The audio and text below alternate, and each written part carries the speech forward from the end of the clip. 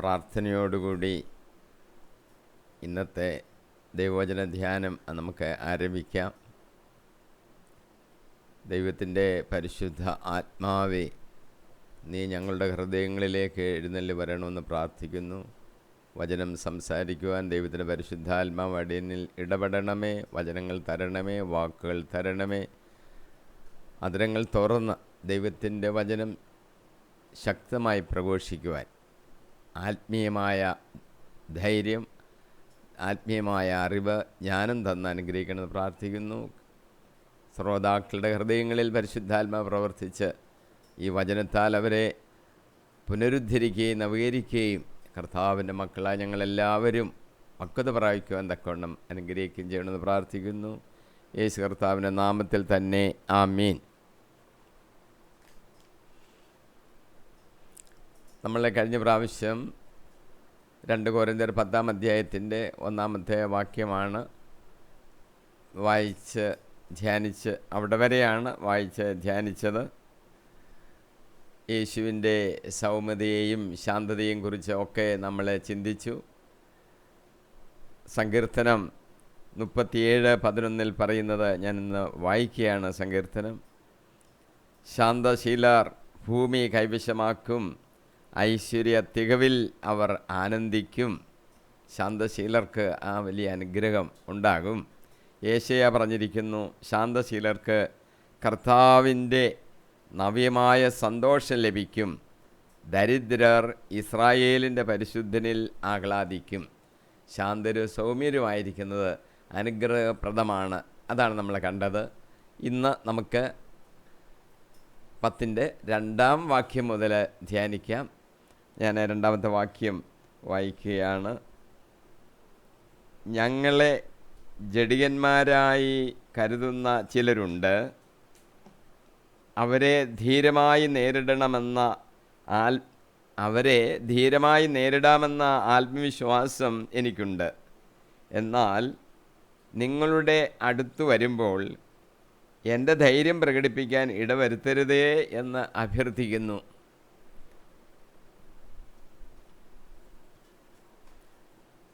ചില ആൾക്കാർ ഞങ്ങളെ, പൗലോസിനെയും തീത്തോസ്, പൗലോസിൻ്റെ സഹപ്രവർത്തകരെ ജഡികന്മാരായിട്ട് കരുതുന്നുണ്ട്. പൗലോസ് പറയുന്നത് ഞങ്ങൾ ജഡികന്മാരൊന്നുമല്ല, പക്ഷെ നിങ്ങൾ അങ്ങനെ കരുതുകയാണ്. ചിലർ ചിന്തിക്കുന്നത് മാനുഷികമായ ബലഹീനത, ആ പ്രകൃതിയുടെ സ്വഭാവത്തിനനുസരിച്ച് മനസ്സിൽ ചില വിചാരങ്ങൾ അത് പൗലോസിനും ഉണ്ടാകാറുണ്ട് എന്നാണ് ചിലർ കരുതുന്നത്. അപ്പോൾ ചില തെറ്റുകളിലേക്ക് മനസ്സിലെങ്കിലും പൗലോസ് വീണു പോകാൻ സാധ്യതയുണ്ട് എന്നുള്ള കാര്യമാണ് അവർ പറയുന്നത്. എന്നാൽ ഈ കാര്യങ്ങളുടെ നിജസ്ഥിതി എന്താണെന്ന് വ്യക്തമാക്കാൻ പൗലോസ് ഇവിടെ ആഗ്രഹിക്കുന്നു. യഥാർത്ഥത്തിൽ നമ്മൾ ചിന്തിക്കുമ്പോൾ പൗലോസ് സ്വയം നീതീകരിക്കുകയല്ല. പൗലോസ് പഠിപ്പിക്കുന്ന ദൈവവചനങ്ങളുടെ സത്യാവസ്ഥ അവരിൽ ഉറപ്പിക്കണമെങ്കിൽ ഈ പ്രസംഗിക്കുന്ന ആ പൗലോസ് തെറ്റ് ചെയ്ത് ബാഹ്യമായി നല്ലവനെന്ന് കാണിക്കുന്ന ഒരുവനാണെന്ന ഒരു ചിന്തയിരുന്നാൽ ഈ വചനം അവരുടെ ഹൃദയത്തിലേക്ക് ശക്തമായി പഠിപ്പിക്കാനോ അവരുടെ ഹൃദയത്തിൽ അത് ആഴമായി ഉൾക്കൊള്ളുവാനോ ഒക്കെ തടസ്സങ്ങളുണ്ടാകും. അതുകൊണ്ടാണ് അവരുടെ ആരോപണങ്ങളെ സംബന്ധിച്ച് ഒരു വ്യക്തമായ മറുപടി, കാര്യങ്ങൾ ഇങ്ങനെയാണ് എന്നൊന്ന് വ്യക്തമാക്കാൻ പൗലോസ് ആഗ്രഹിക്കുന്നത്. അല്ലാതെ സ്വയം ആത്മപ്രശംസ ചെയ്യാനുള്ള ഒരു പരിപാടിയല്ല അത്. ശാരീരികമായി ചിന്തിച്ചാൽ പൗലോസ് ഒരു ബലഹീനനായ ഒരു മനുഷ്യനാണെന്നാണ് മറ്റ് പുസ്തകങ്ങളിൽ നിന്നൊക്കെ വായിക്കുമ്പോൾ നമുക്ക് മനസ്സിലാകുന്നത്. വലിയ ശക്തിയോ വലിയ ആകൃതിയോ വലിയ നീളമോ അങ്ങനെയൊന്നും ഉണ്ടായി ശാരീരികമായി വലിയ ആളായിരുന്നില്ല. പക്ഷെ ജ്ഞാനത്തിൽ, പഠിപ്പിക്കൽ, ദൈവികമായ വെളിപാട് ധാരാളം കിട്ടി ആ രഹസ്യങ്ങൾ വെളിപ്പെടുത്തുന്ന ആ രീതിയിൽ ദൈവത്തിൻ്റെയും നമ്മുടെയും ഇടയിൽ വലിയ മനുഷ്യനാണ്. ആത്മീയമായ രീതിയിൽ അദ്ദേഹത്തിന് നമ്മളോട് ദൈവികമായ അനേക രഹസ്യങ്ങൾ, വിശ്വാസസത്യങ്ങൾ പഠിപ്പിക്കാൻ അദ്ദേഹത്തിന് കഴിഞ്ഞു. ശരിയായി നമ്മളൊന്ന് പഠിച്ചാൽ ക്രിസ്തീയ സഭ ഇന്ന് വിശ്വസിക്കുന്ന വിശ്വാസ സത്യങ്ങളൊക്കെ ഈ വിധത്തിൽ നമുക്ക് എഴുതി തരാനൊക്കെയും കാരണമായത് പൗലോസ് തന്നെയാണ് എന്ന് നമുക്ക് മനസ്സിലാക്കുവാൻ സാധിക്കും. റോമർ 8:5-6 വാക്യങ്ങൾ പൗലോസ് തന്നെ എഴുതിയിരിക്കുകയാണ്. ജഡികമായി ജീവിക്കുന്നവർ ജഡീയ കാര്യങ്ങളിൽ മനസ്സ് വയ്ക്കുന്നു, ആത്മീയമായി ജീവിക്കുന്നവരാകട്ടെ ആത്മീയ കാര്യങ്ങളിൽ മനസ്സ് വയ്ക്കുന്നു. ജഡികാഭിലാഷങ്ങൾ മരണത്തിലേക്ക് നയിക്കുന്നു, ആത്മീയാഭിലാഷങ്ങൾ ജീവനിലേക്കും സമാധാനത്തിലേക്കും. ജഡികന്മാരായിട്ട് പൗലോസിനെ കണക്കാക്കിയാണല്ലോ ചിലർ. ഞാൻ അങ്ങനല്ല എന്ന് പറഞ്ഞിട്ട് പൗലോസ് ഈ ജഡികരായ മനുഷ്യരും ആത്മീയരായ മനുഷ്യരും, ജഡികമായി ജീവിക്കുന്നവർ ആത്മീയമായി ജീവിക്കുന്നവർ, അവർ തമ്മിലുള്ള ഒരു വ്യത്യാസമാണ് റോമാലേഖനം 8 പറഞ്ഞിരിക്കുന്നത്. ജഡികമായി ജീവിക്കുന്നവർ ജഡിക കാര്യങ്ങളിലാണ് മനസ്സ് വെക്കുന്നത്. അവർക്ക് ഈ ലോകത്തിൽ അവരുടെ മനസ്സെപ്പോഴും ജഡിക കാര്യങ്ങളിലെങ്ങും മുഴുകി അതിലായിരിക്കും. ആത്മീയമായി ജീവിക്കുന്നവർ ആത്മീയ കാര്യങ്ങളിലുമാണ് മനസ്സ് വെക്കുന്നത്. അപ്പം വെളിയിൽ നിന്ന് നോക്കുന്ന നിരീക്ഷിക്കുന്ന ഒരാളിനെ ജഡികനാണോ ആത്മീയനാണോ എന്ന് പരിശോധിക്കണമെന്ന് ഞാൻ പറയുകയല്ല, പക്ഷേ മനസ്സിലാകും. ജഡികമായി ജീവിക്കുന്നവർ മരണത്തിലേക്കാണ് എത്തുന്നതെന്നും ആത്മീയമായി ജീവിക്കുന്നവർ നിത്യ ജീവനിലേക്കാണ് ചെന്നെടുക്കുന്നതെന്ന് പൗലോസ് സൂചിപ്പിക്കുന്നു. മരണം, ജഡികരായി ജീവിക്കുന്നവർ മരണം ആണ് പ്രാപിക്കുന്നതെന്ന് പറഞ്ഞാൽ ഒരു ശിക്ഷാവിധിയുടെ അനുഭവത്തിലേക്ക് അവർ മരണത്തോട് ചേർന്ന് എത്തിച്ചേരും എന്നാണ് അതിൻ്റെ അർത്ഥം. ആത്മീയമായി ജീവിക്കുന്നവർക്ക് ഈ ലോകസംബന്ധമായി ചില കഷ്ടപ്പാടുകളൊക്കെ ഉണ്ടായി എന്ന് വരാം. പക്ഷെങ്കിൽ അതെല്ലാം അവർക്ക് പ്രതിഫലങ്ങൾ കിട്ടുന്നതും നിത്യമായ ജീവിതത്തിലേക്ക് അവരെ നയിച്ച് സ്വർഗരാജ്യത്തിന് ആക്കുന്നത് ആണ്. അപ്പോൾ അതിലാണല്ലോ പിന്നെ അവർക്ക് സന്തോഷിക്കാവുന്നത്. ആത്മീയമായ ജീവിതം നയിക്കുന്നവർക്ക് നിത്യജീവൻ ലഭിക്കും, പ്രത്യാശ അവർക്കുണ്ട്. അപ്പോൾ അതിലവർക്ക് സന്തോഷിക്കുവാനായിട്ട് സാധിക്കും. ഇതാണ് 2-ാം വാക്യത്തിൽ പൗലോസ് സൂചിപ്പിക്കുന്ന കാര്യങ്ങൾ. 3-ാമത്തെ വാക്യം ഞാൻ വായിക്കാം. ഞങ്ങൾ ജീവിക്കുന്നത് ജഡത്തിലാണെങ്കിലും ജഡിക പോരാട്ടമല്ല ഞങ്ങൾ നടത്തുന്നത്. അതാണ് പൗലോസ് പറയുന്നത്. ഞങ്ങൾ ജീവിക്കുന്നത് എവിടെയാണ്? ജഡത്തിലാണ്. ശരീരമുണ്ട്, ഈ ഭൂമിയിൽ ജീവിക്കുകയാണ്, ഭക്ഷണ സാധനങ്ങൾ ആവശ്യമുണ്ട്, കിടക്കാൻ സ്ഥലം വേണം. ഒരു ജഡികമായ ജീവിതമുണ്ടെങ്കിലും ഞങ്ങളുടെ പോരാട്ടം ജഡികമല്ല, ആത്മീയമായ ഒരു പോരാട്ടമാണ് എന്ന് പൗലോസ് പറയുന്നു. മനുഷ്യനെന്ന് പറഞ്ഞാൽ ആത്മാവും ശരീരവുമുള്ള ഒരു ജീവിയാണല്ലോ. ആത്മാവ്, ശരീരം, നമ്മുടെ ജീവൻ, ഇത് മൂന്നും കൂടെ ചേർന്ന ഒരു ജീവിയാണ് മനുഷ്യൻ. മൃഗങ്ങൾക്ക് ആത്മാവില്ല, ജീവനുണ്ട്, ശരീരവുമുണ്ട്. നമുക്കൊരു ആത്മാവുണ്ടെന്നുള്ളതിനാണ് പ്രാധാന്യം. മരിച്ച് സ്വർഗത്തിലേക്ക് പോകാൻ നാം വിളിക്കപ്പെടുന്നതിന് കാരണം നമുക്ക് ആത്മാവുണ്ടെന്നുള്ളത് കൊണ്ടാണ്. ധനികനായ മനുഷ്യനോട് യേശു ഉപമയിലല്ല, ഒരു ധനികൻ വന്ന് യേശുവിനോട് ചോദിക്കുന്നതാണ് നിത്യജീവൻ പ്രാപിക്കാൻ.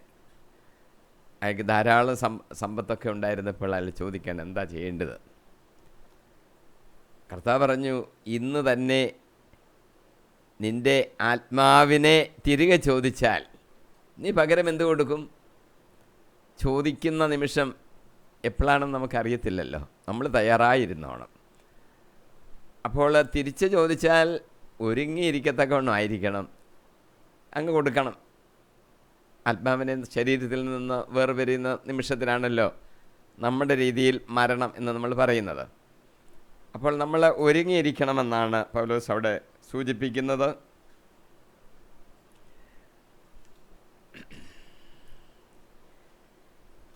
ഇപ്പോൾ ഇവിടെ ജീവിക്കുമ്പോൾ നമുക്കൊരു ശരീരമുള്ളത് കൊണ്ട് ശരീരത്തിൻ്റേതായ ചിന്താഗതികളൊക്കെ ഉണ്ട്, സുഖങ്ങൾ അനുഭവിക്കുന്നുണ്ട്. ഈ ലോകത്തിൽ തന്നെ ചില നേരം ഒരു സുഖം അനുഭവിച്ചാൽ അത് വളരെ താല്പര്യത്തോടെ അങ്ങ് സ്വീകരിക്കും. ഇപ്പോൾ ജോലി ചെയ്ത് കഴിയുന്ന ഒരു മനുഷ്യന് അവൻ്റെ ശരീരത്തിന് ക്ഷീണം തോന്നും, അല്പനേരം വിശ്രമിക്കണം എന്നുള്ളത് തെറ്റല്ല, ശരീരത്തിൻ്റെ ആവശ്യമാണ്. പകൽ മുഴുവൻ ജോലി ചെയ്യുന്ന ആൾ രാത്രിയിൽ ഉറങ്ങാൻ കർത്താവ് അനുവദിക്കുന്നുണ്ടല്ലോ. പകലിൻ്റെ 12 മണിക്കൂറുകളാണ് ജോലി ചെയ്യണമെന്നും വിശ്രമിക്കാനായിട്ട് ദൈവം സമയം തരുകയൊക്കെ ചെയ്യുന്നത് നമ്മുടെ ശരീരത്തെ കൂടെ ഉദ്ദേശിച്ചാണ്. അപ്പം ശരീരത്തിൻ്റെ കാര്യങ്ങൾ നിർവഹിക്കേണ്ട എന്നല്ല പറയുന്നതിൻ്റെ അർത്ഥം. പിന്നെയോ തെറ്റിലേക്ക് നയിക്കുന്ന ചില സുഖങ്ങളുണ്ട്, അത് നമ്മൾ അനുഭവിക്കാൻ പാടില്ല. നൈമിഷിക സുഖങ്ങൾ എന്ന് പറയും. ഒരു പാപം ചെയ്താലും അല്പനേരത്തേക്ക് ഒരു സുഖം കിട്ടുമെന്നുണ്ടെങ്കിൽ ആ പാപം ചെയ്യുവാൻ മനുഷ്യൻ്റെ ശരീരം പ്രേരിപ്പിക്കപ്പെടും. അതുകൊണ്ടാണ് ശരീരം ബലഹീനമാണ് എന്ന് നമ്മൾ പറയുന്നത്. നൈമിഷിക സുഖങ്ങളെ ഉപേക്ഷിച്ച് ക്രിസ്തുവിന് വേണ്ടി ജീവിക്കുക, അങ്ങനെയാണല്ലോ മോശയൊക്കെ ചെയ്തത്. ഈജിപ്തിൻ്റെ വലിയ സൗകര്യങ്ങൾ വേണ്ടാന്ന് വെച്ചിട്ട് എൻ്റെ സ്വന്തം ജനത്തിന് വേണ്ടി പ്രവർത്തിക്കുക, കർത്താവിന് വേണ്ടി, യേശുക്രിസ്തുവിന് വേണ്ടി ജീവിക്കുന്നത് ഈജിപ്തിലെ നിധികളേക്കാൾ നല്ലതെന്ന് മോശ കരുതി പ്രതിഫലത്തിലാണ് അവൻ ദൃഷ്ടി പതിപ്പിച്ചത് എന്ന് ബൈബിൾ പറയുന്നു. അപ്പോൾ ശരീരം പാപം ചെയ്യാൻ പ്രേരിപ്പിക്കപ്പെടുമെങ്കിലും ആത്മാവ് അതിനെതിരായിട്ടായിരിക്കും നിൽക്കുന്നത്. അപ്പം ശരീരത്തിൻ്റെ പ്രവണതകളിൽ വീണു പോകാതെ നമ്മൾ ശ്രദ്ധിച്ചോണം എന്ന്. യേശുക്രിസ്തു തന്നെയും പരീക്ഷിക്കപ്പെട്ട 3 പരീക്ഷകളെക്കുറിച്ച് നമ്മൾ പറയുമ്പോൾ ജഡികമായ രീതിയിൽ പരീക്ഷിക്കുവാൻ പിശാച് കയറി വരികയാണ്.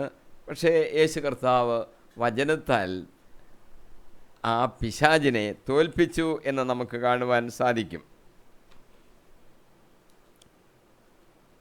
നമ്മുടെ ചുറ്റുപാടും ഒന്ന് നോക്കിയാലേ നമ്മൾ ഈ പാപത്തിൻ്റെ പ്രേരണ നമ്മുടെ ശരീരത്തിലേക്ക് വരുവാൻ തക്കവണ്ണമുള്ളതാണ് നമ്മുടെ ചുറ്റുപാടുകളെല്ലാം.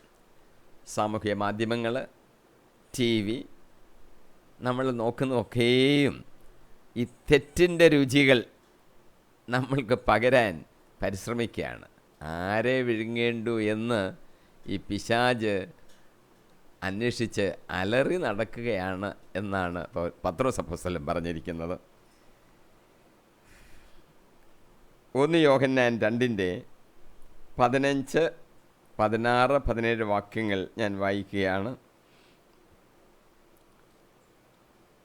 ലോകത്തെയോ ലോകത്തിലുള്ള വസ്തുക്കളെയോ സ്നേഹിക്കരുത്. ആരെങ്കിലും ലോകത്തെ സ്നേഹിച്ചാൽ പിതാവിൻ്റെ സ്നേഹം അവനിൽ ഉണ്ടായിരിക്കുകയില്ല. എന്തെന്നാൽ ജഡത്തിൻ്റെ ദുരാശ, കണ്ണുകളുടെ ദുരാശ, ജീവിതത്തിൻ്റെ അഹന്ത, ഇങ്ങനെ ലോകത്തിലുള്ളതൊന്നും പിതാവിൻ്റേതല്ല, പ്രസ്തുത ലോകത്തിൻ്റേതാണ്. ലോകവും അതിൻ്റെ മോഹങ്ങളും കടന്നു പോകുന്നു, ദൈവഹിതം പ്രവർത്തിക്കുന്നവനാകട്ടെ എന്നേക്കും നിലനിൽക്കുന്നു, നിത്യജീവൻ. യോഹന്നാൻ യേശുവിനെ സ്നേഹിച്ചിരുന്നവ അപ്പോസ്തലനായിട്ടാണല്ലോ വിശേഷിപ്പിക്കപ്പെടുന്നത്. യോഹന്നാൻ നമ്മളോട് പറയുകയാണ്, ലോകത്തെയും ലോകത്തിലുള്ള വസ്തുക്കളെയും നിങ്ങൾ സ്നേഹിക്കരുത്.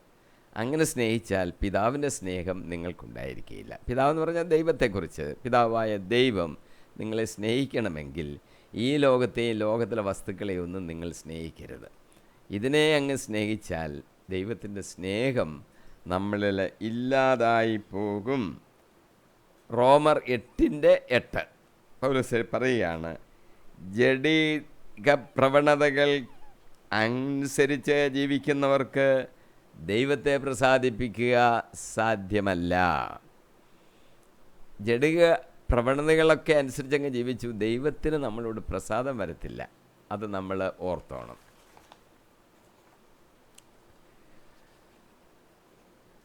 ഇനി 4-ാം വാക്യം ഞാൻ വായിക്കാം. ഞങ്ങളുടെ സമരായുധങ്ങൾ ജഡികമല്ല, ദുർഗമങ്ങളായ കോട്ടകൾ തകർക്കാൻ ദൈവത്തിൽ അവ ശക്തങ്ങളാണ്. അപ്പോൾ നമ്മൾ ഒരു സമരത്തിലാണ് ഇവിടെ ഇരിക്കുന്നത്. പിശാചിനോട് സമരം എന്ന് നമുക്ക് വേണമെങ്കിൽ ചിന്തിക്കാം. അല്ലെങ്കിൽ ഈ ലോക ജഡികമായ കാര്യങ്ങളോടുള്ള ഒരു സമരമാണ് എന്ന് ചിന്തിക്കാം. ഒരു സമരം, ഒരു യുദ്ധമാണെങ്കിൽ തീർച്ചയായിട്ടും ആയുധങ്ങൾ വേണമല്ലോ. അപ്പോൾ ഈ ആയുധം അത് ദൈവത്തിൻ്റെ സർവായുധവർഗം എന്നാണ് പൗലോസ് തന്നെ വിശേഷിപ്പിക്കുന്നത്. ആ ആയുധങ്ങൾ ധരിച്ച് നമ്മൾ യുദ്ധം ചെയ്യുമ്പോൾ, പിശാചിനോടും ലോക ആഗ്രഹങ്ങളോടും യുദ്ധം ചെയ്യുമ്പോൾ നമ്മൾ തീർച്ചയായിട്ടും ജയിക്കും. ആയുധങ്ങളുടെ ലിസ്റ്റ് എഫേസോസ് ലേഖനം 6-ാം അധ്യായം 13 മുതൽ 17 വരെ പൗലോസ് എഴുതിയിട്ടുണ്ട്. പൗലോസ് നമ്മളോട് പറയുകയാണ്, ദൈവത്തിൻ്റെ എല്ലാ ആയുധങ്ങളും ധരിക്കുവിൻ. സർവായുധങ്ങൾ എന്നാണ് പൊതുവെ നമ്മൾ പറയുന്നത്. തിന്മയുടെ ദിനത്തിൽ എതിർത്ത് നിൽക്കുവാനും എല്ലാ കർത്തവ്യങ്ങളും നിറവേറ്റിക്കൊണ്ട് പിടിച്ചു നിൽക്കാനും അങ്ങനെ നിങ്ങൾക്ക് സാധിക്കും. അതിനാൽ സത്യം കൊണ്ട് അരമുറുക്കി നീതിയുടെ കവചം ധരിച്ച് നിങ്ങൾ ഉറച്ചു നിൽക്കുവിൻ. സമാധാനത്തിൻ്റെ സുവിശേഷത്തിനുള്ള ഒരുക്കമാകുന്ന പാദരക്ഷകൾ ധരിക്കുകയും ചെയ്യുവീൻ. സർവോപരി ദുഷ്ടൻ്റെ ജ്വലിക്കുന്ന കൂരമ്പുകളെ കെടുത്തുന്നതിന് നിങ്ങളെ ശക്തരാക്കുന്ന വിശ്വാസത്തിൻ്റെ പരിച എടുക്കുവിൻ. രക്ഷയുടെ പടത്തൊപ്പി അണിയുകയും ദൈവവചനമാകുന്ന ആത്മാവിൻ്റെ വാൾ എടുക്കുകയും ചെയ്യുവീൻ. ചില ആയുധങ്ങളുടെ പേര് നമ്മൾ കേട്ടു. സത്യം കൊണ്ട് അരമുറുക്കണം. പിശാചിനെ തോൽപ്പിക്കണമെന്ന് പറഞ്ഞ് ഏതെങ്കിലും ഒരു യുദ്ധരീതിയല്ല നമ്മൾ അരമുറുക്കുന്നത്, സത്യം കൊണ്ടായിരിക്കണം. സത്യത്തിനെതിരായിട്ട് യാതൊന്നും നമ്മൾ ചെയ്യുവാൻ പാടില്ല. തമാശയ്ക്കായിട്ട് പോലും ഒരു അസത്യം നമ്മൾ പറയുവാൻ പാടില്ല. അരമുറുക്കുന്നത് സത്യം കൊണ്ടായിരിക്കണം. നീതിയുടെ കവചമായിരിക്കണം നമ്മൾ ധരിക്കേണ്ടത്. ആരോടും പക്ഷപാതമൊന്നും കാണിച്ച് നീതിക്കെതിരായിട്ട് പ്രവർത്തിക്കരുത്. പിന്നീട് നമ്മൾ പാദരക്ഷകൾ എന്ന് പറഞ്ഞാൽ നമ്മൾ നടന്നുപോയി ഒരു കാര്യം ചെയ്യണം. സുവിശേഷത്തിനുള്ള ഒരുക്കം ആകുന്ന പാദരക്ഷകൾ അണിയുവിൻ. നമ്മൾ ഒരു ക്രിസ്ത്യാനിക്ക് നിശ്ചയിക്കപ്പെട്ടിരിക്കുന്ന ആ ദൗത്യം, നമ്മുടെ നിയോഗം സുവിശേഷം അറിയിക്കുക എന്നുള്ളതാണ്. നിങ്ങൾ ലോകമെങ്ങും പോയി സർവ്വജനങ്ങളോടും സുവിശേഷം അറിയിക്കുക എന്ന് യേശു സ്വർഗാരോഹണത്തിന് മുമ്പ് അപ്പോസ്തലന്മാരോടും യേശുവിൻ്റെ കൂടെ ഉണ്ടായിരുന്ന അവരോട് അരുളി ചെയ്തത്. അവരോട് മാത്രമായിട്ടല്ല, യഥാർത്ഥത്തിൽ എല്ലാ വിശ്വാസികളോടും പറഞ്ഞിരിക്കുന്ന വാചകമാണത്. ലോകത്തിൻ്റെ അതിർത്തികൾ വരെയും പോയി എൻ്റെ സുവിശേഷം അറിയിക്കുക. അത് ഒരു പാദരക്ഷ എന്നുള്ള രീതിയിൽ നമ്മൾ ധരിക്കണം. സർവോപരി ദുഷ്ടൻ്റെ ജ്വലിക്കുന്ന കൂരമ്പുകളെ കെടുത്തുന്നതിന് നിങ്ങളെ ശക്തരാക്കുന്ന വിശ്വാസത്തിൻ്റെ പരിച എടുക്കുവിൻ. വിശ്വാസം എന്നതൊരു പരിചയാണ്. ഈ ദുഷ്ടന് കൂരമ്പുകൾ അയക്കും. ജ്വലിക്കുന്ന കൂരമ്പുകളുണ്ട്. അന്ന് യുദ്ധത്തിലൊക്കെ ഇതൊക്കെയായിരുന്നു ഉപയോഗിച്ചുകൊണ്ടിരുന്നത്. ഇപ്പോൾ ആയുധങ്ങളുടെയൊക്കെ പേര് മാറി, അതിൻ്റെ പ്രവർത്തന രീതി മാറി എന്നൊക്കെ നമുക്കറിയാം. അന്ന് ജ്വലിക്കുന്ന കൂരമ്പുകൾ അയക്കുന്ന യുദ്ധങ്ങളുണ്ടായിരുന്നു. അത് ഒരു പരിച കൊണ്ട് നമ്മൾ തടഞ്ഞു നിർത്തണം. ആ പരിച എന്ന് പറയുന്നത് വിശ്വാസമാണ്. വിശ്വാസമുണ്ടെങ്കിൽ പിശാചിൻ്റെ ഏത് കൂരമ്പുകളെയും തകർത്ത് കളയുവാൻ സാധിക്കും. യേശുവിൻ്റെ പരീക്ഷകളിൽ വിശ്വാസം, ദൈവവചന വാക്യങ്ങൾ ഉദ്ധരിച്ചാണ് യേശു പിശാചിനെ തോൽപ്പിച്ചത് എന്ന് നമുക്കറിയാം. വിശ്വാസം ഉറച്ച് നിൽക്കണം. രക്ഷയുടെ പടത്തൊപ്പി അണിയണം. രക്ഷ ലഭിക്കും തീർച്ചയായും. യുദ്ധത്തിൽ ജയിക്കണം. അപ്പോൾ രക്ഷ ലഭിക്കും. ആ പടത്തൊപ്പി നമ്മൾ അണിഞ്ഞുകൊണ്ട് വേണം യുദ്ധം ചെയ്യാൻ. അല്ല, ഞാൻ പരാജയപ്പെടുമെന്ന് വിചാരിക്കരുത്. തീർച്ചയായിട്ടും പിശാചിനോടുള്ള യുദ്ധത്തിൽ ഞാൻ ജയിക്കുകയും നമുക്ക് സ്വർഗസൗഭാഗ്യം ലഭിക്കുകയും ചെയ്യും. ഒരു ആയുധം എതിർക്കാൻ വേണ്ടി നമ്മളെ ഏൽപ്പിച്ചിട്ടുണ്ട്. ദൈവവചനമാകുന്ന ആത്മാവിൻ്റെ വാൾ എടുക്കുകയും ചെയ്യുവിൻ. പിശാചിനെ അല്ലെങ്കിൽ എതിർ തിന്മകളെ തകർത്ത് കളയാൻ, കൊന്നുകളയുവാൻ നമുക്കുള്ള ഏക ആയുധമെന്ന് പറയുന്നത് ഈ വാളാണ്. അത് ദൈവവചനമാകുന്ന ആത്മാവിൻ്റെ വാളാണ്. വചനം ഉപയോഗിച്ചാണ് പിശാചിനെ തകർക്കേണ്ടത്. വാള് വെട്ടി കൊല്ലാനാണ്, സകല തിന്മകളെയും നശിപ്പിക്കാനാണ്. അടുത്തിരിക്കുന്ന സഹോദരനെ വെട്ടണമെന്നല്ല അർത്ഥം. തിന്മയെ നമ്മൾ ഇല്ലാതാക്കണം. അതിനുപയോഗിക്കുന്ന വാളാണ് ദൈവവചനം. ദൈവവചനം നന്നായിട്ട് നമ്മൾക്ക് അറിഞ്ഞിരിക്കണം. അത് വാക്യങ്ങൾ അതിൻ്റെ തക്ക സമയത്ത് ഉപയോഗിച്ച് പിശാചിനെ തോൽപ്പിക്കുവാൻ നമ്മൾ കഴിവുള്ളവരായി മാറണം എന്നർത്ഥം. അങ്ങനെ നമ്മൾ യുദ്ധത്തിൽ ജയിക്കുമല്ലോ. ജയിക്കും. ജയിച്ച് വരുന്നവർക്ക് ചില സമ്മാനങ്ങളൊക്കെ ഉണ്ട്. ആ സമ്മാനങ്ങളുടെ ഒരു ലിസ്റ്റ് വെളിപാട് പുസ്തകത്തിൽ നമുക്ക് കാണുവാൻ സാധിക്കും. ജയിച്ച് വരുന്നവർക്ക് കിട്ടുന്ന പ്രതിഫലത്തെക്കുറിച്ച് ഞാൻ ചിലത് നമ്പരിട്ട് പറയാം. വെളിപാട് പുസ്തകത്തിലുള്ളതാണ്. വെളിപാടിൻ്റെ 2-ാം അധ്യായം 7-ാം വാക്യം പറയുന്നു, ഒരു ആത്മീയ ഭക്ഷണം നമുക്ക് ലഭിക്കും. നിങ്ങൾ ശ്രദ്ധിച്ചോണം, നമുക്ക് കിട്ടാൻ പോകുന്ന പ്രതിഫലങ്ങൾ ആത്മീയമായ ഒരു പ്രത്യേക ഭക്ഷണം. വാക്യം, വിജയം വരിക്കുന്നവനെ ദൈവത്തിൻ്റെ പർദീസയിലുള്ള ജീവവൃക്ഷത്തിൽ നിന്ന് ഞാൻ ഭക്ഷിക്കുവാൻ കൊടുക്കും.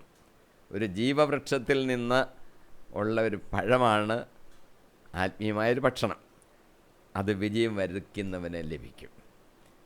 ഇത് ഏദൻ തോട്ടത്തിലെ ജീവവൃക്ഷത്തിൻ്റെ കാര്യമൊക്കെ നമ്മളെ ഓർമ്മിപ്പിക്കുന്ന കാര്യമാണ്.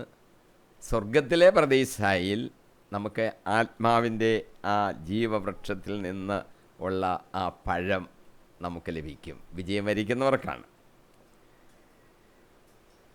2-ാം അധ്യായം 17-ാം വാക്യം പറയുന്നത് നമുക്കൊരു പുതിയ പേര് നൽകും. വാക്യം, വിജയം വരിക്കുന്നവന് ഞാൻ നിഗൂഢമന്ന നൽകും, അവന് ഞാനൊരു വെള്ളക്കല്ല് കൊടുക്കും, അതിലൊരു പുതിയ നാമം കൊത്തിയിരിക്കും, ആ നാമം അവനല്ലാതെ, അത് സ്വീകരിക്കുന്നവനല്ലാതെ മറ്റാരും അറിയുകയുമില്ല. മന്ന, പഴയ നിയമത്തിൽ മന്നയെക്കുറിച്ചുള്ള വാക്ക് നമുക്കറിയാം. ഇപ്പോൾ നമ്മൾ വിജയിച്ച് ചെല്ലുമ്പോൾ നമുക്ക് മന്ന ഭക്ഷിക്കാൻ ലഭിക്കും. ഒരു വെള്ളക്കല്ല് തരും. ആ വെള്ളക്കല്ലിൽ മറ്റാർക്കും അറിയത്തില്ല, നമുക്കൊരു പുതിയ പേര് അതിൽ കുത്തിയിരിക്കും. വിജയം വരിക്കുന്നവർക്കാണ്, മറ്റാർക്കും അതറിയത്തില്ല. അപ്പോൾ എന്തോ ഒരു കാര്യം നമ്മളെ അറിയിക്കാനാണ് നമുക്കൊരു പേര് തരിക. പേര് തരിക എന്ന് പറഞ്ഞാൽ ആ പേരിൽ നിന്ന് നമുക്ക് ചില കാര്യങ്ങൾ, ആ വ്യക്തിത്വം നമ്മൾ ഏതാ രീതിയിലായിരിക്കുന്നു, എന്താണ് നമുക്ക് ലഭിക്കുന്നത് എന്ന് വ്യക്തമാകും. പേര് ഇസ്രായേൽക്കാരുടെ ഇടയിൽ ആ പേര് വലിയ അർത്ഥമാണ്. അപ്പോൾ യേശുവിനെ എന്തുകൊണ്ട് യേശു എന്ന് വിളിക്കുന്നു? ഏതെങ്കിലും പേരിട്ടാൽ മതിയായിരുന്നല്ലോ. രക്ഷകൻ എന്നർത്ഥമുള്ള ആ വാക്കാണ് ഉപയോഗിക്കുന്നത്. അപ്പോൾ ആ പേരിൽ നിന്നാണ് ആ വ്യക്തിയെ നമ്മൾ ഐഡൻറ്റിഫൈ ചെയ്യുന്നത്. ആ പേരിൽ നിന്ന് അറിയാം അതാരാണ്. പത്രോസേ, നീ പാറയാകുന്നു, അല്ല ശിമിയോനെ, നീ പാറയാകുന്നു.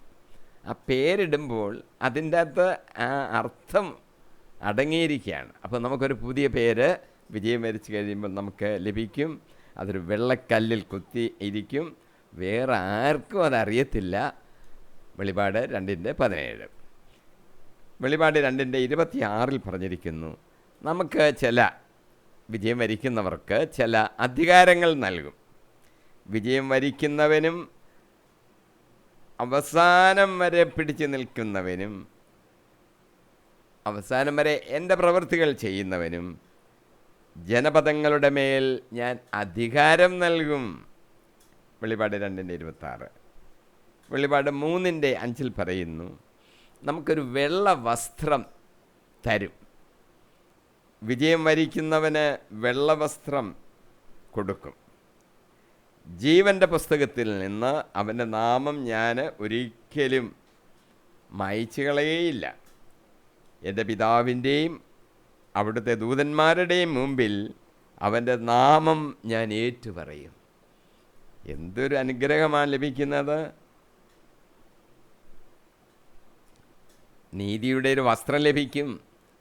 പിതാവായ ദൈവത്തിൻ്റെ മുമ്പിലും അവൻ്റെ ദൂതന്മാരുടെ മുമ്പിലും നമ്മുടെ പേര് യേശുക്രിസ്തു ഏറ്റുപറയും എന്ന് അർത്ഥം. അഞ്ചാമത്തെ അനുഗ്രഹം വെളിപാട് 3:12 പറയുന്നു, ഒരു സ്മാരക സ്തംഭം ആക്കി നമ്മളെ മാറ്റും. വിജയം വരിക്കുന്നവനെ ഞാൻ എൻ്റെ ദൈവത്തിൻ്റെ ആലയത്തിലെ ഒരു സ്തംഭമാക്കും, അവനെ പിന്നെ ഒരിക്കലും പുറത്തു പോകാൻ വിടത്തില്ല, അവൻ പുറത്തു പോവുകയില്ല. വെളിപാട് 3:21 നമ്മളെ സിംഹാസനത്തിലിരുത്തും. വിജയം വരിക്കുന്നവനെ എന്നോടൊത്ത് എൻ്റെ സിംഹാസനത്തിൽ ഇരുത്തും. ഏഴാമതൊരു കാര്യം കൂടെ പറഞ്ഞിരിക്കുന്നു. വെളിപാട് 21:7 ഒരു നിത്യ അവകാശം ലഭിക്കും. വിജയം വരിക്കുന്നവനെ ഇവയെല്ലാം അവകാശമായി ലഭിക്കും. ഞാൻ അവന് ദൈവവും അവൻ എനിക്ക് മകനും ആയിരിക്കും. ഈ ഒരു സ്ഥാനത്തേക്കാണ് നമ്മൾ ഉയർത്തപ്പെടുന്നത്. ഞാൻ 7 ഇപ്പോൾ ഇവിടെ ചൂണ്ടിക്കാണിച്ച് വായിച്ചത്. വിജയം വരിക്കാനുള്ള ആയുധവർഗങ്ങൾ നമ്മൾ പറഞ്ഞു. ആ ആയുധവർഗങ്ങൾ ധരിച്ച് പോരാടണം. വിജയിക്കുമ്പോൾ ഇതെല്ലാം നമുക്ക് അവകാശമായിട്ട് നമുക്ക് ലഭിക്കും എന്ന് നമ്മൾ ഓർത്തോണം. ഇനി തുടർന്ന് വാക്യം 5 ഞാൻ പ്രവേശിക്കുകയാണ്. വാക്യം 5 ഞാൻ വായിക്കുന്നു. ദൈവത്തെ പറ്റിയുള്ള അറിവിനെതിരായ വാദമുഖങ്ങളെയും ഔദത്യപൂർണമായ എല്ലാ പ്രതിബന്ധങ്ങളെയും ഞങ്ങൾ തകർക്കുകയും ക്രിസ്തുവിനെ അനുകരിക്കേണ്ടതിന് എല്ലാ ചിന്തകളെയും കീഴ്പ്പെടുത്തുകയും ചെയ്യുന്നു. ചിലതൊക്കെ തകർത്ത് കളയുന്നെന്ന്. ആയുധം കയ്യിൽ വേണമെങ്കിലേ തകർക്കാൻ ഒക്കത്തുള്ളൂ. ആയുധങ്ങളുടെ ലിസ്റ്റ് നമ്മൾ ഓർക്കണം.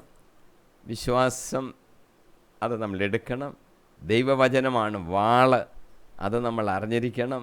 ആ വാൾ കൊണ്ട് വെട്ടി തകർക്കാനൊക്കെ നമുക്ക് സാധിക്കും. അപ്പോൾ പൗലോസോട് പറയുന്നത്, ദൈവത്തെക്കുറിച്ചുള്ള അറിവിന് എതിരായ ചില വാദമുഖങ്ങളൊക്കെ ഉണ്ടാകും. അതിനെ അടിച്ച് തകർക്കേണ്ടതായിട്ട് ഉണ്ട്. അതിന് നമുക്ക് സാധിക്കും. പൗലോസ് പറയുന്നത് പൗലോസിന് സാധിക്കുമെന്നാണ്. ക്രിസ്തുവിൻ്റെ ആഗ്രഹത്തിനനുസൃതം നമ്മുടെ ഹിതത്തെ നമ്മൾ സമർപ്പിച്ച് കൊടുക്കണം. നമ്മുടെ വിശ്വാസം അക്കാര്യത്തിൽ നമ്മളെ നിർബന്ധിക്കുകയാണ്. 1 യോഹന്നാൻ 5:4-5 വാക്യങ്ങൾ പറയുന്നു, ദൈവത്തിൽ നിന്ന് ജനിച്ച ഏവനും ലോകത്തെ കീഴടക്കുന്നു. ലോകത്തിന്മേലുള്ള വിജയം ഇതാണ് നമ്മുടെ വിശ്വാസം. അതാ ലോകത്തിന്മേലുള്ള നമ്മുടെ വിജയം. അങ്ങനെ നമ്മളെ വിജയം വരിക്കണം. യേശു ദൈവപുത്രനാണെന്ന് വിശ്വസിക്കുന്നവനല്ലാതെ മറ്റാരാണ് ലോകത്തെ ജയിക്കുന്നത്? ലോകത്തെ ജയിക്കുക എന്ന് പറഞ്ഞാൽ യുദ്ധം ചെയ്ത് രാജ്യങ്ങൾ കീഴടക്കുകയല്ല. പണ്ട് ചക്രവർത്തിമാർ അവരുടെ രാജ്യത്തിൻ്റെ വിസ്തൃതി വർദ്ധിക്കത്തക്കവണ്ണം യുദ്ധം ചെയ്ത് കീഴടക്കും. അലക്സാണ്ടർ ചക്രവർത്തി ലോകം മുഴുവൻ കീഴടക്കി. ഇനിയും കീഴടക്കാൻ വേറെ സ്ഥലമില്ലല്ലോ എന്ന് വിചാരിച്ച് അദ്ദേഹം സങ്കടപ്പെട്ടെന്നാണ് പറയുന്നത്. അതൊന്നും ഒരു വിജയമല്ല. എന്താണ് യഥാർത്ഥ വിജയം? യേശു ദൈവപുത്രൻ എന്ന് വിശ്വസിക്കുന്നവൻ ആണ് ലോകത്തെ ജയിക്കുന്നവൻ. നമ്മളിൽ ലോകത്തെ മുഴുവനുമായിട്ട് ജയിക്കണം. എങ്ങനെ നമ്മൾ തിരിച്ചറിയുന്നത്? യേശു ദൈവപുത്രൻ എന്ന് വിശ്വസിക്കുന്നവനാണ് ലോകത്തെ ജയിച്ചിരിക്കുന്നത്. ആ വിശ്വാസം അവനിൽ വരുന്നുണ്ടെങ്കിലാണ് നമ്മൾ മനസ്സിലാക്കുന്നത് അവൻ ലോകത്തെ ജയിച്ചിരിക്കുന്നു.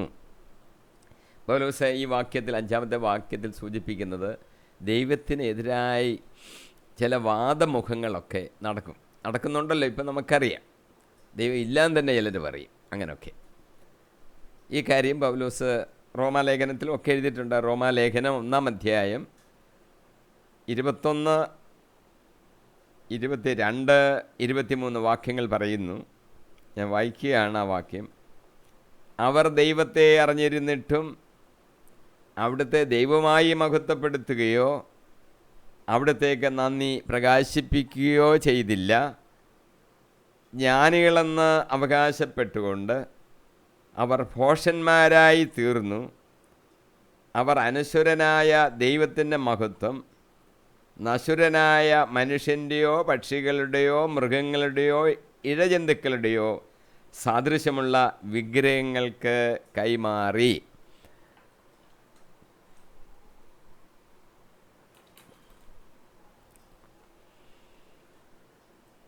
പലരും ദൈവത്തെ അറിയുന്നു. ഈ പ്രകൃതി തന്നെ നമ്മളെ ദൈവത്തെക്കുറിച്ച് പഠിപ്പിക്കുന്നെന്നാണ് റോമാലേഖനത്തിൻ്റെ ആദ്യ ഭാഗത്ത് പൗലോസ് പറഞ്ഞിട്ടുണ്ട്. അങ്ങനെ ദൈവത്തെക്കുറിച്ച് മനുഷ്യൻ അറിയാം. ഇസ്രായേൽ ജനത്തിലാണെങ്കിൽ കൽപ്പനകളൊക്കെ കിട്ടിയിട്ടുണ്ട്. അവർക്ക് അബ്രഹാം മുതലുള്ള ചരിത്രവും എല്ലാം അറിയാം. പുറപ്പാട് അനുഭവം എല്ലാവർക്കുണ്ട്. ദൈവത്തെക്കുറിച്ച് അറിയാം. എല്ലാ ജനങ്ങൾക്കും ദൈവത്തെക്കുറിച്ചുള്ള ഒരു അറിവ് ലഭിച്ചിട്ടുണ്ട്. പക്ഷെങ്കിൽ ഈ അറിവ് ലഭിച്ചിട്ടും സത്യദൈവത്തെ മനസ്സിലാക്കി ആ സത്യദൈവത്തെ മഹത്വപ്പെടുത്തുവാൻ ജനങ്ങൾ തയ്യാറാകുന്നില്ല. അതാണ് അവരുടെ വാദമുഖങ്ങൾ കൊണ്ടുവരുന്ന തെറ്റ്, കുഴപ്പം. അവിടുത്തേക്ക് നന്ദി പ്രകാശിപ്പിക്കുന്നില്ല. എന്നെ സൃഷ്ടിച്ച് പരിപാലിക്കുന്ന ഒരു ദൈവം എനിക്കുണ്ട്. ആ ദൈവത്തിന് ഞാൻ നന്ദി പറയണം. എന്നെ ദിനംതോറും പരിപാലിക്കുന്ന ആ ദൈവത്തെ എനിക്ക് കൃതജ്ഞത അർപ്പിക്കണം. ഓരോ ദിവസത്തേക്ക് ആവശ്യമായ ഭക്ഷണം, ആവശ്യങ്ങൾ എല്ലാം സാധിച്ചു തരുന്നത് ദൈവത്തിൻ്റെ കൃപയാലാണ്. അതിന് നമ്മൾ നന്ദി പറയണം. ഇതൊന്നും നമ്മൾ ചെയ്യാതെ നമ്മളിങ്ങനെ നടക്കുകയാണ്. എല്ലാം എൻ്റെ മിടുക്കാണെന്ന് വിചാരിച്ച് പറയുകയും നടക്കുകയും എഴുതുകയൊക്കെ ചെയ്യുകയാണ്. ജ്ഞാനികളെന്ന് അങ്ങ് അവകാശപ്പെടുകയാണ്.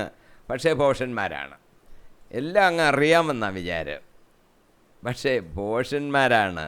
ദൈവത്തെക്കുറിച്ച് അറിയുന്നില്ലെങ്കിൽ പിന്നെ ബാക്കി എന്തറിഞ്ഞാലും യാതൊരു കാര്യവും ഇല്ല എന്നുള്ളതാണ് എൻ്റെ കാര്യം.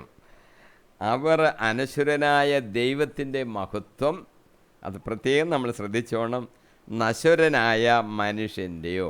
ദൈവത്തിൻ്റെ മഹത്വം പൗലോസ് അപ്പോസ്തലൻ യേശുക്രിസ്തുവിൻ്റെ ആ ശോഭ കണ്ടു, ആ മഹത്വം കണ്ടു. യേശുക്രിസ്തുവിൻ്റെ മുഖത്ത് തിളങ്ങുന്നത് പിതാവായ ദൈവത്തിൻ്റെ മഹത്വമാണ്, ആ തേജസ്സാണെന്ന് പൗലോസ് മനസ്സിലാക്കി. അങ്ങനെയാണ് യേശുവിൻ്റെ ദൈവത്വത്തെക്കുറിച്ച് പൗലോസിന് ആഴമായ ഒരു അറിവ് ലഭിക്കുന്നതെന്ന് നമുക്കറിയാം. പക്ഷേ ഇവിടെ മനുഷ്യൻ എന്താ ചെയ്യുന്നത്? ദൈവത്തിൻ്റെ മഹത്വം നശ്വരനായ മനുഷ്യൻ്റെ രൂപത്തിലാക്കി വെക്കും. പക്ഷികളുടെയും മൃഗങ്ങളുടെയോ ഇഴജന്തുക്കളുടെയോ സാദൃശ്യമുള്ള വിഗ്രഹങ്ങൾക്ക് കൈമാറും. വിഗ്രഹങ്ങളെ ഉണ്ടാക്കും. ഒന്നിലൊരു മനുഷ്യൻ്റെ രൂപം, അല്ലെങ്കിൽ ഒരു പക്ഷിയുടെ രൂപം, അല്ലെങ്കിൽ ഒരു മൃഗത്തിൻ്റെ രൂപം, അല്ലെങ്കിൽ ഒരു ഇഴജന്തുവിൻ്റെ രൂപം ഉണ്ടാക്കി വിഗ്രഹങ്ങളുണ്ടാക്കി ദൈവമാണെന്ന് പറഞ്ഞ് കൈകൊണ്ടുണ്ടാക്കി ആ വിഗ്രഹത്തിന് മുമ്പിൽ അങ്ങ് വണങ്ങുക. എന്തൊരു മണ്ടത്തരം, ഫൂളിഷ്നെസ്! ദൈവശക്തി അതിൻ്റെ അകത്തിരിക്കുന്നെന്നും പറഞ്ഞ് അതിനെ വണങ്ങുന്നു. അങ്ങനത്തെ മനുഷ്യനായി മാറുന്നു. ദൈവമഹത്വം മനസ്സിലാക്കിയിട്ടില്ല. ആ മഹത്വം ഈ ഇഴജന്തുക്കളിൽ എൻ്റെ വിഗ്രഹം ഉണ്ടാക്കി അതിൽ ദൈവത്തിൻ്റെ മഹത്വം ദർശിക്കുന്ന മണ്ടത്തരം പ്രവർത്തിക്കുന്ന ആൾക്കാർ ഇന്ന് നമുക്ക് കാണുവാൻ സാധിക്കും. പിന്നെ പൗലോസ് ആ വാചകത്തിൽ തന്നെ സൂചിപ്പിക്കുന്നത് ഔദത്യപൂർണമായ ചില പ്രതിബന്ധങ്ങൾ. ഞാൻ എല്ലാത്തിലും അങ്ങ് മിടുക്കനാണ് എന്നുള്ള ഒരു ധാരണയോടുകൂടി ഞാനാണ് നല്ലവൻ, എല്ലാം നല്ലതായിട്ട് പ്രവർത്തിക്കുന്നത് ഞാൻ മാത്രമേ ഉള്ളൂ എന്നുള്ള ധാരണകളിൽ പ്രവർത്തിക്കുകയും പറയുകയൊക്കെ ചെയ്യുന്ന ആൾക്കാർ. ലൂക്കോസിൻ്റെ സുവിശേഷം 18-ാം അധ്യായം 11 മുതൽ 12 വരെയുള്ള വാക്യങ്ങളിൽ ഒരു ഫരീസേനും ഒരു ചുങ്കക്കാരനും പ്രാർത്ഥിക്കാൻ ദേവാലയത്തിൽ കയറി. ആ ഫരീസേൻ്റെ പ്രാർത്ഥനയിൽ ഇങ്ങനെ പറയുന്നത്: അക്രമികളും നീതിരഹിതരും വ്യഭിചാരികളുമായ മറ്റ് മനുഷ്യരെ പോലെയോ എൻ്റെ അടുത്ത് പുറകെ നിൽക്കുന്ന ആ ചുങ്കക്കാരനെ പോലെയല്ല ഞാൻ. ആഴ്ചയിൽ 2 പ്രാവശ്യം ഉപവസിക്കുന്നു. ഞാൻ സമ്പാദിക്കുന്നതിൻ്റെ സകലത്തിൻ്റെയും ദശാംശം കൊടുക്കുന്നു. ഞാനിതെല്ലാം ചെയ്യുന്നു, കൽപ്പനകളൊക്കെ അനുസരിക്കുന്നു, അങ്ങ് പ്രാർത്ഥിക്കുന്നു. ഈ ചുങ്കക്കാരനെ പോലൊന്നും അല്ല ഞാൻ. അങ്ങനെ സ്വയം ഒരു വലിയ അഭിമാനം ദൈവത്തിന് മുമ്പിൽ. ബാഹ്യമായി കാണിക്കാൻ വേണ്ടി അയാൾ എന്തെങ്കിലുമൊക്കെ ചെയ്യുന്നുണ്ടായിരിക്കും, പക്ഷേ ഇത് ദൈവത്തിന് ഇഷ്ടമായൊരു കാര്യമല്ല. ദൈവത്തിന് മുമ്പിൽ താഴ്മയോടുകൂടി എളിമയോടുകൂടി നിൽക്കുകയും അവനെ ആരാധിക്കുകയും പ്രാർത്ഥിക്കുകയുമാണ് ചെയ്യേണ്ടത്. സ്വയം അങ്ങ് വലിയ ആത്മീയനാണെന്നുള്ള ധാരണ ദൈവത്തിന് ഇഷ്ടമില്ല. അതാണ് പൗലോസ് പറഞ്ഞ ഔദത്യപൂർണമായ ചില പ്രതിബദ്ധതകൾ. അതൊക്കെയും നമ്മൾ ഇല്ലായ്മ ചെയ്യേണ്ടതാണ്. ഒരിക്കൽ ഫരീസയരായ ചിലർ യേശുവിൻ്റെ അടുത്ത് നിന്നൊരു ചോദ്യം ചോദിച്ചു. യോഹന്നാൻ സുവിശേഷം 9-ാം അധ്യായം 40 മുതൽ 41 വരെ. ഒരിക്കൽ ഈ ഫരീസയർ ചെന്ന് ചോദിക്കുകയാണ്, ഞങ്ങൾ അന്ധരാണോ? യേശു ജന്മനാ അന്ധനായ ഒരു മനുഷ്യനെ സൗഖ്യം കൊടുത്തിട്ട്, കാഴ്ച കൊടുത്തിട്ട്, യേശു ചെയ്ത ചില പ്രഭാഷണങ്ങൾക്ക് കേട്ട് യേശുവിനെ എതിർക്കുകയാണ് അവർ. അപ്പോൾ അവർ ചോദിക്കുക, ഞങ്ങൾ അന്ധരാണോ? യേശു അവരോട് പറഞ്ഞു, അന്ധരായിരുന്നുവെങ്കിൽ നിങ്ങൾക്ക് പാപമുണ്ടാകുമായിരുന്നില്ല. എന്നാൽ ഞങ്ങൾ കാണുന്നു എന്ന് നിങ്ങൾ പറയുന്നു, അതുകൊണ്ട് നിങ്ങളുടെ പാപം നിലനിൽക്കുന്നു. ഞങ്ങൾ കാണുന്നു എന്നുള്ള അഹങ്കാരമാണ്. പക്ഷെ അവർ കാണുന്നില്ല, യഥാർത്ഥത മനസ്സിലാക്കുന്നില്ല. മുന്നേ കർത്താവ് നിൽക്കുന്നു, മനസ്സിലാക്കുന്നില്ല. ശമറിയക്കാരി സ്ത്രീയോട് യേശു പറഞ്ഞു, നിന്നോട് സംസാരിക്കുന്ന ഞാൻ തന്നെയാണ് മിശിഹ. ക്രിസ്തു വരുമെന്ന് നമുക്കറിയാം, അവളങ്ങനെ കേട്ടിട്ടുണ്ട്. അപ്പോൾ യേശുവിനോട് അവൾ ചോദിച്ചു, ക്രിസ്തു വരുമെന്ന് ഞങ്ങൾ കേട്ടിട്ടുണ്ട്. യേശു പറഞ്ഞു, നിന്നോട് സംസാരിക്കുന്ന ഞാൻ തന്നെയാണ് ക്രിസ്തു. അവൾക്ക് അവിടെ കാഴ്ച തെളിഞ്ഞു. സമറിയക്കാരോട് അവൾ ചെന്ന് പറഞ്ഞു. അനേകർ യേശുവിൽ വിശ്വസിച്ചു, ലോകരക്ഷകനായി അവർ വിശ്വസിച്ചു എന്നാണ് എഴുതിയിരിക്കുന്നത്. ഇവിടെ ഫരീസയർ അവരിലെല്ലാം അറിയാം, കാണുന്നു, ഞങ്ങൾക്കെല്ലാം അറിയാമെന്ന് പറഞ്ഞ് നടക്കുക. അന്ധരാണോ എന്ന് അവർ ചോദിച്ചപ്പോൾ യേശു പറയുക, നിങ്ങൾ യഥാർത്ഥത്തിൽ അന്ധരാ. കാണുന്നെന്നൊക്കെ നിങ്ങൾ പറയും, പക്ഷേ കാണുന്നില്ല. യേശു അവിടെ മുന്നേ നിന്നിട്ട് അത് യേശു ക്രിസ്തു ആണെന്ന് അവർക്ക് മനസ്സിലാക്കാൻ സാധിക്കുന്നില്ല. അതുകൊണ്ട് കണ്ണുണ്ടെന്ന് പറഞ്ഞിട്ട് കാര്യമൊന്നുമില്ല, നിങ്ങൾ കാണുന്നില്ല, അതുകൊണ്ട് നിങ്ങൾ അന്ധരാണ് എന്നാണ് യേശു അവിടെ സൂചിപ്പിച്ചത്. അവർ കാണുന്നുണ്ടെന്നൊക്കെ പറയുന്നെങ്കിലും യഥാർത്ഥത്തിൽ അവർക്കത് മനസ്സിലാക്കാത്തതിന് കാരണം അവരുടെ ഹൃദയം കഠിനമാണ്. ഈ വചനങ്ങൾക്കനുസരിച്ച് ചിന്തിക്കാൻ അവർ തയ്യാറാകുന്നില്ല. പാവപ്പെട്ടവരെന്ന് വിശേഷിപ്പിക്കപ്പെടുന്നവരാണ് യേശുവിനെ മനസ്സിലാക്കിയത് എന്ന് നമുക്ക് മനസ്സിലാക്കാൻ സാധിക്കും. യോഹന്നാൻ്റെ വെളിപാട് പുസ്തകത്തിൽ വെളിപാട് 3:17 ലവോദിക്യ സഭയ്ക്ക് ഒരു കത്തയക്കുന്നതിന് ദൈവം പറഞ്ഞിട്ടുണ്ട്, യേശു പറഞ്ഞതാണ്. അതിലെ വാചകം ഇങ്ങനെ എഴുതാനാണ് പറഞ്ഞത്. ആ സഭയിലെ ആൾക്കാർ സഭ പറയുകയാണ്, ഞാൻ ധനവാനാണ്, എനിക്ക് സമ്പത്തുണ്ട്, ഒന്നിനും കുറവില്ല എന്ന് നീ പറയുന്നു. എന്നാൽ നീ നികൃഷ്ടനും ദയനീയനും ദരിദ്രനും അന്ധനും നഗ്നനും ആണെന്ന് നീ അറിയുന്നില്ല. ഇങ്ങനെ ഇരിക്കുന്ന അവസ്ഥയിൽ അന്ധനാണ്, നഗ്നനാണ്, ദയനീയനാണ്, നികൃഷ്ടനാണ്, അങ്ങനെ ആയിട്ട് പോലും എനിക്കെല്ലാം തികഞ്ഞിരിക്കുന്നു എന്നുള്ള ഭാവത്തിലാണ് ഈ ലവോദിക്യ സഭ മുന്നേറുന്നത്. അതുകൊണ്ടാണ് ഇങ്ങനെ ഒരു ഓർമ്മപ്പെടുത്തൽ കൊടുക്കുന്നത്. നിനക്കിതൊന്നുമില്ല, ഉണ്ടെന്ന് ഭാവിക്കുകയാണ്. ഇല്ല എന്നുള്ള സത്യം നീ മനസ്സിലാക്കണം എന്ന് വെളിപാടിൽ കൂടെ യേശു കർത്താവ് എഴുതി യോഹന്നാനോട് പറയുകയാണ്, എഴുതി കത്തുകളെല്ലാം അയക്കാൻ. അങ്ങനൊരവസ്ഥയിൽ ആയിപ്പോകുന്നു പലരും എന്ന്. എല്ലാം എനിക്കുണ്ട്, ഞാൻ എന്തെല്ലാം ചെയ്യുന്നു സഭയ്ക്ക് വേണ്ടി, പള്ളിക്ക് വേണ്ടി എന്നൊക്കെയാ ഭാവം. പക്ഷെങ്കിൽ ഈ കുഴപ്പങ്ങൾ എല്ലാം നിന്നിലുണ്ട് എന്ന് മനസ്സിലാക്കിയിട്ടില്ല. ഓർത്തോണം, ആത്മശോധന ചെയ്തോണം. നമുക്കൊരു മാറ്റം വരേണ്ടതായിട്ട് ഉണ്ട് എന്ന് നമ്മൾ മനസ്സിലാക്കണം. അഹങ്കാരത്തിൻ്റെ ഭാവം മനസ്സിൽ കിടന്നെന്ന് വിചാരിച്ച് സ്വർഗരാജ്യത്തിൽ പ്രവേശിക്കുക പ്രയാസമാണ് എന്ന് മനസ്സിലാക്കണം. ലൂക്കോസിൻ്റെ സുവിശേഷം 15-ാം അധ്യായത്തിൽ 11 മുതൽ 32 ഉള്ള വാക്യങ്ങളിൽ ധൂർത്തപുത്രൻ എന്ന് നമ്മൾ പേര് കൊടുത്തിരിക്കുന്ന ഒരു ഉപമയുണ്ട്. ആ രണ്ടാമത്തെ മകന് അവന് അപ്പനോട് എല്ലാം വാങ്ങിച്ച് അവനങ്ങ് ഒത്തിരി സ്വത്തൊക്കെ ഉണ്ടല്ലോ, എല്ലാം പണമാക്കി ദൂരെ യാത്ര ചെയ്തു. അവസാനം അവന് പട്ടിണി കിടക്കേണ്ടതായിട്ടാണ് വന്നത്. പന്നികൾ തിന്നുന്ന ആ അമരത്തവിട് കൊണ്ട് ജീവിക്കാമെന്ന് വിചാരിച്ചിട്ട് അതുപോലെ അവന് കിട്ടാതെ വന്നു. പിന്നീട് നമ്മൾ ബൈബിളിൽ വായിക്കുന്നത്, ഇങ്ങനൊരവസ്ഥയിൽ വന്നപ്പോൾ അവന് സുബോധം ഉണ്ടായി, അവൻ്റെ ബോധം തെളിഞ്ഞു. അവൻ വിചാരിക്കുക, എൻ്റെ പിതാവിൻ്റെ ഭവനത്തിൽ എത്രയോ വേലക്കാരാ സുഭിക്ഷമായി ഭക്ഷിച്ച് കഴിക്കുന്നത്, ഞാനിവിടെ മകനാണെന്നൊക്കെ പറഞ്ഞുകൊണ്ടിരിക്കുക, പക്ഷേ ഇവിടെ ഇപ്പം മകനുമല്ല, ഒന്നുമല്ല, ഒന്ന് തിന്നാൻ കിട്ടുന്നില്ല. മനസ്സാന്തരമുണ്ടായി, സുബോധം വന്നപ്പോൾ മനസ്സാന്തരമുണ്ടായി. ഞാൻ എൻ്റെ പിതാവിൻ്റെ അടുക്കലേക്ക് തിരിച്ചു ചെല്ലും, എൻ്റെ തെറ്റ് ഞാൻ ഏറ്റുപറയും, എന്നെ മകനായിട്ട് സ്വീകരിക്കേണ്ട, വിലക്കാനായിട്ടേലും സ്വീകരിക്കണമെന്ന് പറയും എന്ന് പറഞ്ഞ് അവൻ തിരിച്ചു പോകുന്ന വലിയ അനുഭവമാണ് ലൂക്കോസിൻ്റെ സുവിശേഷത്തിലെ ധൂർത്തപുത്രൻ്റെ ഉപമയിൽ കൂടി പഠിപ്പിച്ചിരിക്കുന്നത്. അതുകൊണ്ട് നമ്മൾക്ക് അതെങ്ങനെ ബാധകമാകും? നമുക്കൊരു സുബോധമുണ്ടാകണം. നമുക്ക് പിതാവിൻ്റെ സന്നിധിയിൽ നിന്ന് നമ്മളങ്ങ് അകന്നു പോയിരിക്കുകയാണോ എന്ന് നമ്മൾ ചിന്തിക്കണം. എല്ലാം അങ്ങ് വാങ്ങിച്ചുകൊണ്ട് പോയിരിക്കുക, സുഖമായിട്ട് ജീവിക്കാൻ വേണ്ടി അങ്ങ് പോയതാ, എല്ലാം ഇല്ലാതായി, എല്ലാം നഷ്ടപ്പെട്ടു, ഇപ്പോൾ ഒന്നുമില്ല. അപ്പോൾ ഒരു സുബോധം വരണം. നമുക്ക് ആപത്തുകൾ, അനർത്ഥങ്ങൾ, പ്രയാസങ്ങൾ, രോഗങ്ങൾ, കിടക്കയിൽ കിടക്കുന്ന അവസ്ഥ, ഇങ്ങനെയൊക്കെ വരുമ്പോൾ നമ്മളൊന്ന് ചിന്തിക്കണം, നാം ഉള്ളതെല്ലാം നഷ്ടപ്പെടുത്തിയത് കൊണ്ടാണോ ഇങ്ങനെ സംഭവിച്ചത്? തിരിച്ച് ചെല്ലാനുള്ളൊരു വിളിയാണിത്. മാനസാന്തരത്തിൻ്റെ അനുഭവമുണ്ടായി പിതാവിങ്കിലേക്ക് നമ്മൾ തിരിച്ച് ചെല്ലണം എന്നാണ് അത് നമ്മളെ സൂചിപ്പിക്കുന്നത്.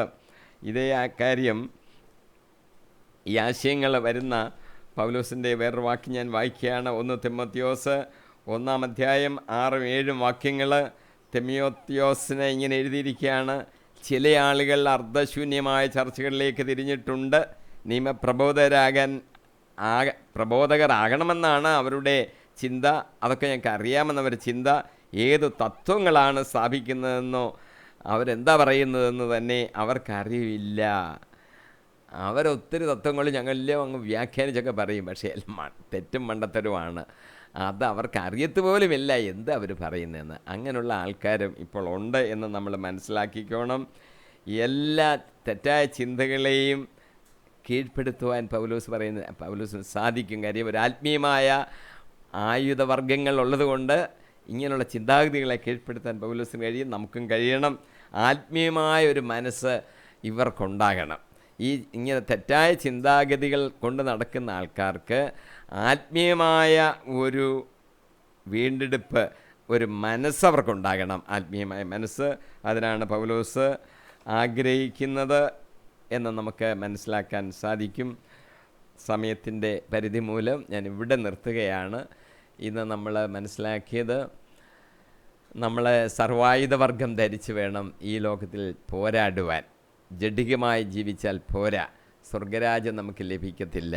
സ്വർഗരാജ്യം ലഭിക്കണമെങ്കിൽ ഒരു ആത്മീയമായ പോരാട്ടം നടത്തണം. സത്യം മുതൽ ആയുധവർഗങ്ങളെല്ലാം നമ്മൾ എണ്ണിപ്പടിച്ചു. നമുക്ക് വിശ്വാസമെന്ന ആ കവചം ഉണ്ടായിരിക്കണം. നമുക്ക് ഒരു വാളുണ്ടായിരിക്കണം. അത് വചനമാകുന്ന, ദൈവവചനമാകുന്ന വാൾ. ആവശ്യമില്ലാത്ത സകല ജഡിക പ്രേരണകളെയും വെട്ടിക്കീഴ്പ്പെടുത്തി മുന്നോട്ട് പോകണം. നമുക്കൊരു സുബോധം ആ ധൂർത്തപുത്രന് വന്ന പോലെ വരണം. തിരിച്ച് പിതാവിൻ്റെ അടുത്തേക്ക് ചെന്ന്, പിതാവേ, ഞാൻ പാപം ചെയ്തു പോയി, ക്ഷമിക്കണം, ദാസനെ പോലെയെങ്കിലും സ്വീകരിക്കണമേ എന്നവൻ്റെ മനസ്സിൽ പറഞ്ഞെങ്കിലും പുത്രനായിട്ട് എടുക്കണമെന്ന് ചിലപ്പോൾ അവന് ബോധ്യമുണ്ടോ ചിന്തയുണ്ടോ നമുക്കറിയത്തില്ല.